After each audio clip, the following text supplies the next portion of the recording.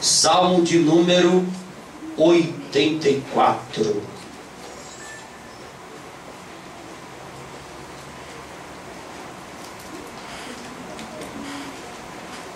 Diz assim a palavra do Senhor: como é agradável o lugar da tua habitação, Senhor dos exércitos. Minha alma anela e até desfalece pelos átrios do Senhor. O meu coração e o meu corpo cantam de alegria ao Deus vivo. Até o pardal achou um lar, e a andorinha um ninho para si, para abrigar os seus filhotes, um lugar perto do teu altar. Ó Senhor dos exércitos, meu Rei e meu Deus. Versículo 4 do Salmo de número 84.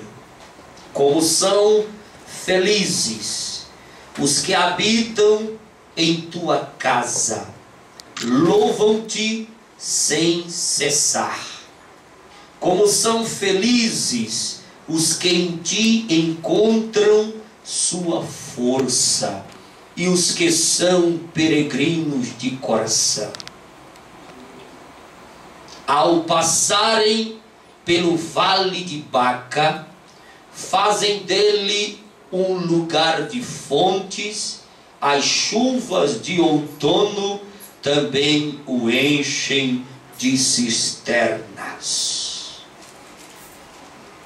O versículo de número 6, a parte A do versículo diz: ao passarem pelo vale de Baca.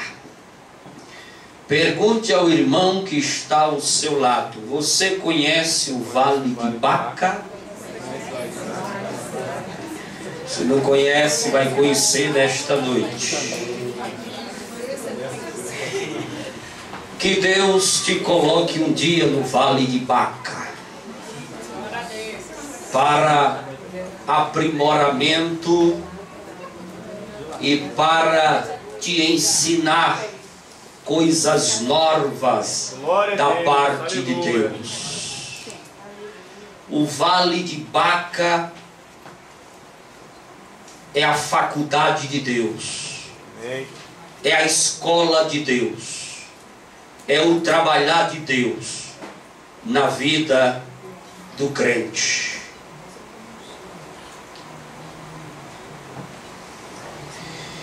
O vale de Baca. É isso que nós vamos estudar. O Salmo de número 84 foi composto pelos filhos de Coré, ou Corá, chamado de coraitas. Quando Davi construiu o templo, Davi formou uma equipe de louvor. A equipe de louvor e o ministério de louvor, como você queira chamar, aqui do Sudoeste chama-se sacerdócio real. Mas o ministério de louvor que Davi criou ali no templo do Senhor chamava-se os coraitas, os filhos de Coré, os filhos de Corá. Eles são responsáveis, foram eles que escreveram o Salmo de número 84. E eles cantavam na casa do Senhor, louvavam ao Senhor, adoravam ao Senhor em espírito e em verdade. Eram verdadeiros adoradores. Os coraitas eram descendentes de um levita chamado Coré, que se revoltou junto com Datã e Abirã contra Moisés e Arão. Todo crente conhece a história de Coré, Datã e Abirão, que fez uma revolta tremenda contra Moisés e contra todo o povo de Israel. Foi a primeira vez que a Bíblia registrou que a terra tem boca. A primeira vez pela primeira vez, a terra abriu a sua boca. E quando a terra abriu a boca, engoliu toda a família de Coré, toda a família de Datã e toda a família de Abirã. Com animais, com tudo. Engoliu todos vivos. Pela primeira vez a terra abriu a sua boca para mostrar para Israel que rebeldia não agrada a Deus. Amém. E deste homem rebelde, teimoso e tribuloso Coré, surgiu uma linhagem de verdadeiros crentes, verdadeiros adoradores. Nós sabemos que dos espinhos podem surgir lindas rosas. E quando olhamos para os descendentes de Coré, entendemos que a maldição hereditária não vale nada, não tem poder sobre nós que estamos em Cristo Jesus. Nenhuma condenação há para aqueles que estão em Cristo Jesus. Amém, Jesus. Glória a Deus. Então a maldição hereditária para aquele que caminhou, que caminha com Jesus, para aquele que acredita em Jesus, para aquele que serve a Jesus, não vale de nada. Não precisa você estar preocupado, não precisa você estar colocando os seus pecados num pedaço de papel, escrevendo e colocando numa fogueira para queimar. Isso não há necessidade, porque na cruz do Calvário, Jesus derramou todo o seu sangue, pagou o preço de todos os seus pecados, e nós agora somos novas criaturas em Cristo Jesus. Já não andamos segundo a carne, mas andamos segundo o Espírito. O Salmo de número 84 e o Salmo de número 73 refere-se à habitação do Senhor Deus como lugar bem-aventurado. O salmista, escrevendo no Salmo 84, ele fala da andorinha, ele fala do pardal, ele fala do prazer que o adorador tem de chegar na igreja, de estar na igreja, de frequentar a igreja e de estar na presença de Deus. Glória a Deus. E este adorador, a Bíblia fala que ele, para chegar ao templo do Senhor, durante os anos que ele ficava distante de Jerusalém, ele passava pelo vale de Baca. E quando ele passava pelo vale de Baca, ele via milagres acontecerem. Coisas tremendas aconteciam naquele vale deserto, naquele vale do choro, naquele buraco entre um monte e outro. Estava ali Deus operando coisas maravilhosas, fazendo algo esplêndido e glorioso, porque aonde passa um adorador, aonde chega um adorador, aonde a presença de um adorador se faz, Deus está presente. Aleluia. Glória a Se Deus. você quiser anotar o tema desta mensagem, o Vale das Lágrimas.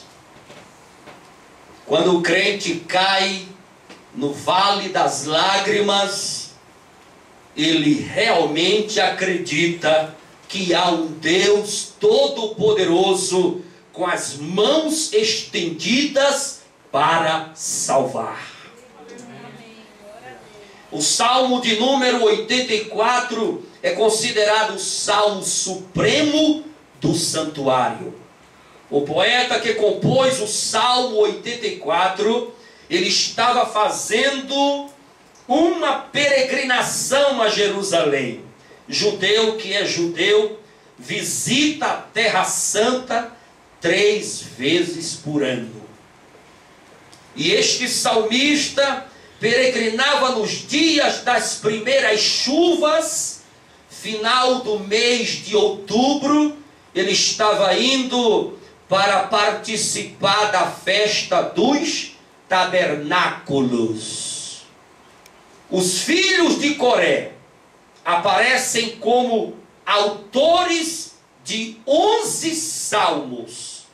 No caminho para Jerusalém, os adoradores passavam pelo vale de Baca, o vale das lágrimas, o vale do choro, o vale aonde você presenciava naquele vale deserto o milagre de Deus, a presença de Deus, o agir de Deus, o operar de Deus, o transformar de Deus, porque ali era deserto. Mas quando os adoradores faziam as suas caravanas e passavam por ali, as plantas choravam. E quando as plantas começavam a chorar, o vale transformava-se em um jardim. Os adoradores passavam por ali glorificando, falando em mistério, louvando a Deus e dizendo: Todo-Poderoso está conosco, o Todo-Poderoso está conosco, porque Ele é fiel para quem se dedica em uma verdadeira adoração. Aleluia. Baca no hebraico significa plantas que choram. Baca era um vale, e como todo vale, era deserto. E no deserto não existe água. Nos dias daqueles adoradores peregrinos, nos dias que eles passavam por ali, Deus ficava tão feliz que o deserto virava um jardim. Deus mandava chuva, uma chuva especial, uma chuva de baixo para cima. Nós conhecemos a chuva de cima para baixo, mas a Bíblia lá em Gênesis capítulo 2 e o versículo de número 6, ele fala de uma chuva especial, a chuva de baixo para cima. E essa chuva de baixo para cima, a Almeida Revista Atualizada diz: uma neblina subia da terra e regava o solo. A Almeida Revista e Corrigida diz: um vapor subia da terra e regava o solo. A geração de Noé não conhecia chuva descendo de cima para baixo. Passaram a conhecer nos dias do dilúvio. Mas antes disso, a Bíblia diz em Gênesis que não havia chuva sobre a face da terra. Todas as plantas, todas as relvas eram regadas pelo Deus Todo-Poderoso, operando um milagre, surgindo um vapor de baixo para cima, e as plantas eram regadas, as plantas floriam, frutificavam, e era aquele jardim. Assim acontece no vale de Baca. Assim acontecia no vale de Baca. Subia um vapor, as plantas começavam naquele deserto a chorar. Passando pelo vale de Baca, você encontrava aqueles arbustos retorcidos, mas nas suas folhagens, nas suas flores, aonde você colocasse a mão, gotas de águas, como lágrimas, descendo, e os adoradores glorificavam e louvavam, porque Deus faz o deserto se tornar um jardim. Aleluia. Se a tua vida tem deserto, se a tua vida está um deserto, se a tua situação está um deserto, Deus vai criar um oásis. Deus vai tomar uma providência. Deus vai fazer um milagre. Deus vai mandar chuva. Deus vai mandar uma nuvem para o sol não te molestar. Deus vai te abençoar de um jeito ou de outro, que o diabo queira ou não, que alguém aceite ou não. Deus é o Deus que faz o deserto florescer na tua vida. Se você acredita que o deserto da sua vida vai florescer, vai frutificar, levante a sua mão, dê uma glória para Jesus, adore aquele que sabe fazer milagres na nossa vida. Baca, o vale que as plantas choram. Um vapor faziam as plantas, as flores, a relva, toda a vegetação do vale de Baca derramar gotas como de lágrimas. Ali os arbustos choravam e o povo passavam ali e contemplavam o milagre de Deus. Por isso o nome Baca significa plantas que choram. O vale de Baca, o vale das lágrimas. Naquele buraco era o vale do choro. Sempre um vale fica entre colinas e montanhas. A palavra vale significa um buraco. Depois de um vale existe um monte. Todo vale é a porta de um monte. Então, se você está no vale, com certeza você está quase chegando perto da porta da sua vitória. Se você está passando pelo vale, eu não sei qual é o vale que você está passando, porque existem muitos vales nesta vida. Mas com certeza, todo vale tem um prazo para terminar. Todo vale tem um prazo para acabar. Deus não vai deixar você ficar no vale a vida toda. O vale passa, o vale termina, o vale acaba. O vale tem um prazo de validade pelo próprio Deus que Ele dá.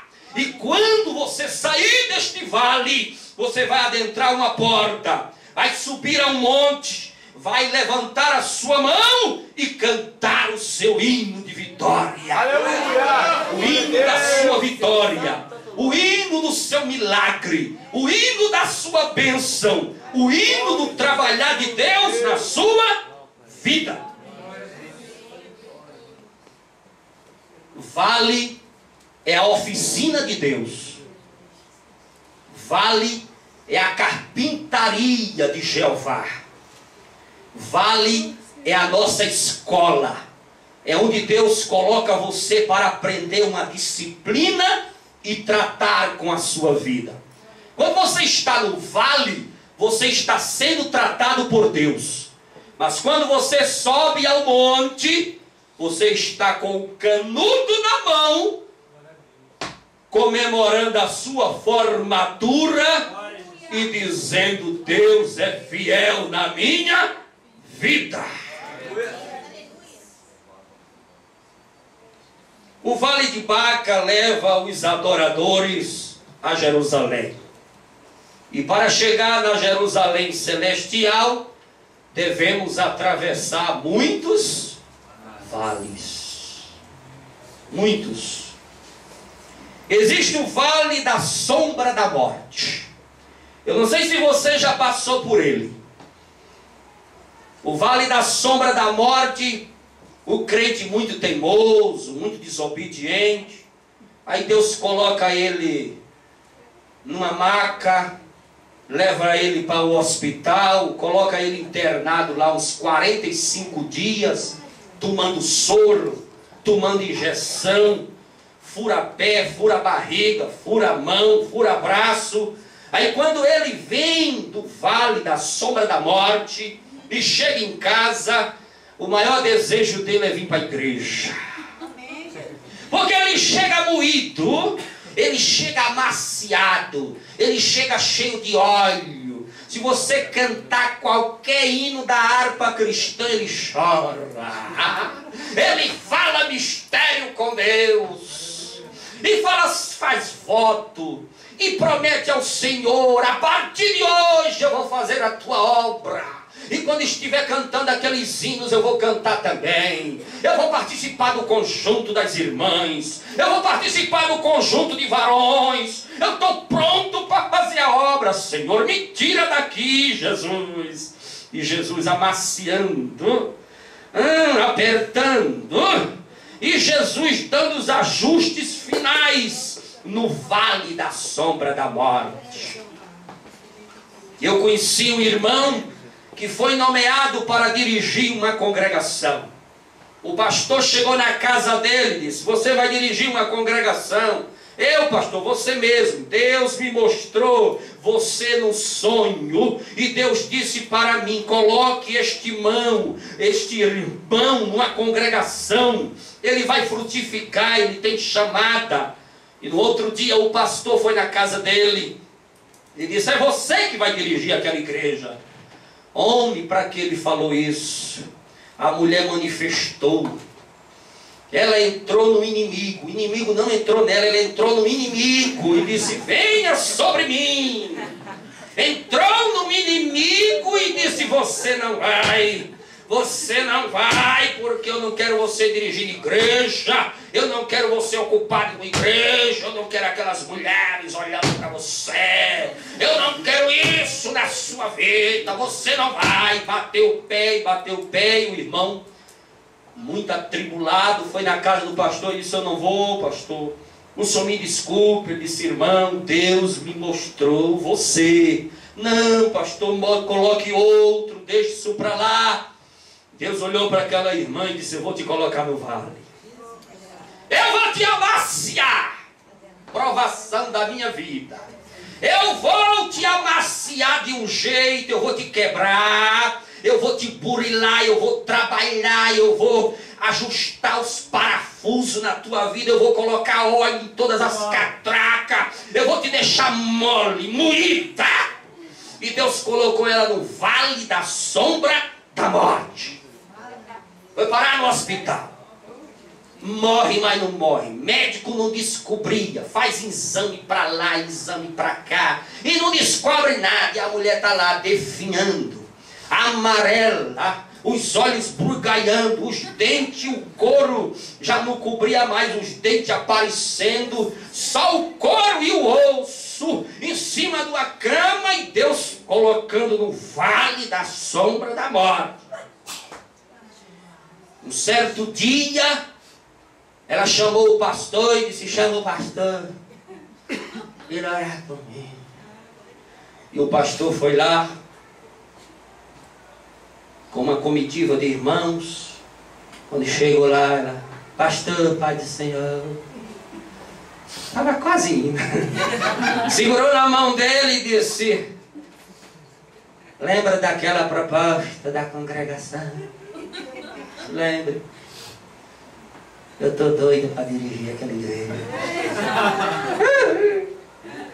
Eita, Jesus. Eu gosto de Jesus porque ele é bom.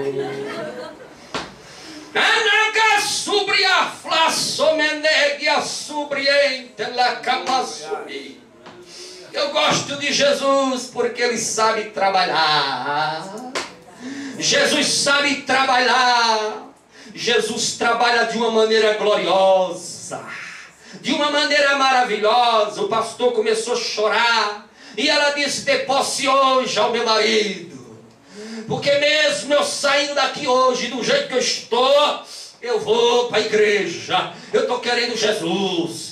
Eu quero é Jesus. Eu quero me acabar naquela igreja. Eu quero trabalhar. Eu quero fazer a obra. Como Jesus amacia crente. Como Jesus sabe trabalhar. Como Jesus sabe colocar crente no lugar.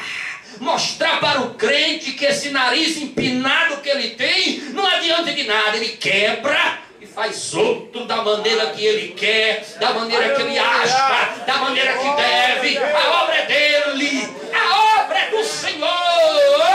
E Ele está te chamando. Se tu não quiser vir, Ele te coloca no vale. Na oficina de Deus. Na carpintaria do carpinteiro de Nazaré. E os nó que tiver, Ele tira tudo. Passa a lixa grossa, a lixa média, a lixa fina. E sai te amaciando.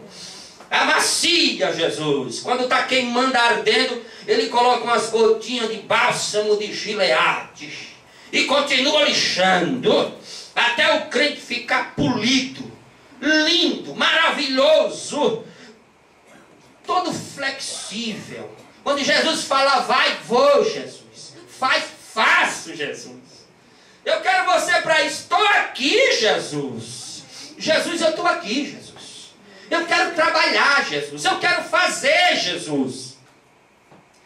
Quando aquele pastor decidiu dar posse ao irmão, naquela congregação, no mesmo dia, a irmã recebeu alta. Glória a Deus, aleluia. O vale da sombra da morte. Tem crente que precisa passar por ele para depois começar a fazer a obra. Existe o vale de Acor. O vale de Acor é lá em Querite, onde retiram-se as sobras. Existe o vale da decisão, que é pegar ou largar. Né ou não é? Ou pega ou larga. Ou vai ou racha. Toda decisão é um risco. Precisamos de muitas confirmações de Deus para tomar uma decisão. Mas no vale da decisão, o crente precisa ter coragem para tomar decisões. Existe um vale que é parecido com o vale da sombra da morte. O vale de ossos secos, onde não há vida. Nesse vale a tua vida vira um cemitério. O silêncio mora com você. A luz corta. A água cortou também. Telefone cortou. Celular não tem crédito. Internet cortou. Os amigos desapareceram. Emprego também não tem, a porta fechou. Sapato, está tudo se acabando, furando embaixo. Roupa, o guarda-roupa está vazio. Esse é o vale de ossos secos, aonde o silêncio mora com você. E a solidão, ela dorme em cima da tua cama. Esse vale é terrível. Poucos passam, poucos conseguem atravessá-lo. É aqui que as covas se abrem. Os laços de morte são armados. Muitos crentes desistem. Outros voltam, dá meia volta, vou ver e vai embora. Poucos são aprovados nesta disciplina. Poucos tiram nota 10. Pouco consegue atravessar e chegar na porta onde está o monte, neste vale chamado o vale de ossos secos. Não há vida. A panela da farinha acaba. A farinha da panela acaba. O azeite da botija acaba. O arroz Não tem. Feijão, pior. Café, tem que pedir o vizinho. Já passou por isso? Eu já passei por este vale chamado o Vale de Ossos Secos. Eu passei não sei quantos meses da minha vida comendo arroz dado pelos irmãos e bebendo água gelada. Eu já estava mudando de cor. Eu abri a geladeira, só tinha água. A energia cortou, a água cortou, a porta fechou, emprego não tinha nada. Muitas vezes, para minhas filhas irem à escola, eu moía o feijão no liquidificador, porque ele não cozinhava no fogo, e elas bebiam e saíam chorando. Vale de ossos secos. É um vale terrível. E muitos crentes desistem quando vão atravessar. Quantos crentes que desistem? Em 2 Timóteo capítulo 4, versículo 10, nós encontramos um personagem que ao passar por um vale, juntamente com o apóstolo Paulo, ele desistiu da caminhada cristã. Ele desistiu do evangelho. Ele saiu fora dessa coisa de igreja. Porque muitos não suportam. Muitos não aguentam. A coisa é séria. Paulo diz assim: Demas, que é uma abreviação de Demétrio, me abandonou, amando o presente século, e foi para Tessalônica. Quantos crentes que tomam o caminho de Demas, ou o caminho de Demétrio, não suporta a luta, não suporta o vale, não suporta a sombra da morte, não suporta a querite, não suporta tomar uma decisão, não suporta o vale de ossos secos e desiste da caminhada.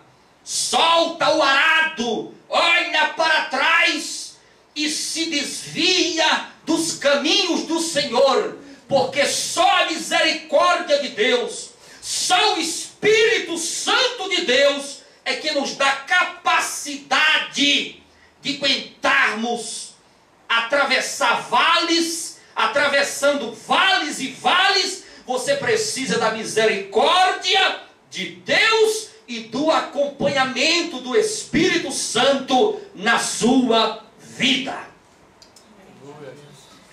No caminho para Jerusalém, os adoradores passavam pelo vale de Baca. Só por estarem a caminho, os peregrinos se enchiam de júbilos. Ali caíam também as primeiras chuvas do mês de outubro. Era o mês de Tisri, para ir comemorar a festa dos tabernáculos. Na festa dos tabernáculos, os judeus, nesta festa, eles abandonavam as suas casas e habitavam em tendas. E começavam a lembrar os 40 anos do deserto. Anos de deserto, que eles passaram por ali, sofrendo, pagando preço, sendo moído e lapidado por Deus. E eles começavam a lembrar, a contar a história dos milagres que ali aconteceram. Existe um milagre que aconteceu no acampamento dos israelitas, que muitos pregadores esquecem de falar. Mas a Bíblia dá respaldo. A Bíblia afirma e corrobora que isto é verdade. Quando a nuvem começava a se mover, a se movimentar, o povo de Deus sabia que era hora de partir. E quando o povo partia e acampava em outros lugares no deserto e olhava para trás, lá estava a rocha. Onde ele chegasse, onde Israel acampasse, a rocha estava atrás. A rocha que dava água, a rocha que saciava a sede do povo, a sede dos animais, a sede das crianças. E esta rocha era Cristo. Cristo, a rocha da água viva. Ela acompanhava o povo de Israel. Quando o povo olhava para trás, estava a rocha que é Jesus. Aonde chegasse estava a rocha que sacia a tua sede, a rocha que te abençoa, a rocha que te dá vida e água que salta para a vida eterna. Aleluia. E eles lembravam desses milagres, milagres que as roupas cresciam, os sapatos também, tantos e tantos milagres, naquele sol causticante do deserto, que durante o dia pode se sentir 45 graus, mas ali estava a nuvem de Deus como um lençol, lhe dando sombra e frescor. Igual tenda de pele de cabra. O povo de Deus gostava muito de tendas com pele de cabras, porque a pele da cabra não deixa o calor de fora passar para dentro. Você entra numa tenda feita de pele de cabras, lá dentro é gelado, lá dentro é frio, como se estivesse um ar-condicionado ligado. Assim Deus fazia no deserto. A nuvem como um lençol, como um grande lençol tomando conta de todo o acampamento. O maior acampamento já existente sobre a face da terra. O maior de todos até hoje. O acampamento de Israel. E ficava aquela nuvem como pele de cabra, dando ao povo de Deus frescor, brisa suave, como se um ar-condicionado do céu estivesse ligado e abençoando a vida daquele povo, o povo da promessa, o povo que marchava para Canaã, que mana leite e mel. Na festa dos tabernáculos, também eles lembravam quando acontecia o grande milagre à noite. À noite, no deserto, são 3 graus abaixo de zero. O frio é intenso. Tanto de dia o calor é grande, como à noite o frio é tremendo. E Deus fazia aquela nuvem à noite se tornar uma coluna de fogo. Aquela coluna de fogo aquecia o povo de Deus. Aquela coluna de fogo tirava dali os animais peçonhentos. Mas aquela coluna de fogo fazia uma coisa tão extraordinária, tão gloriosa. O povo não conhecia energia elétrica. O povo não sabia sobre energia elétrica. O povo de Israel foi o primeiro povo na face da terra a ter energia elétrica do céu. Aquela nuvem, como uma coluna de fogo, ela clareava todo o acampamento. Ninguém ficava no escuro. Era nuvem de fogo ligada no gerador de Deus a noite toda, dando luz, dando calor, e o povo naquela claridade, naquele clarão, usufruindo do milagre, da bênção, da energia elétrica do céu, porque Deus, quando quer abençoar um crente, Ele faz proeza. Aleluia! Ele faz proeza. Se Deus quiser mudar a página da tua história, Ele muda hoje.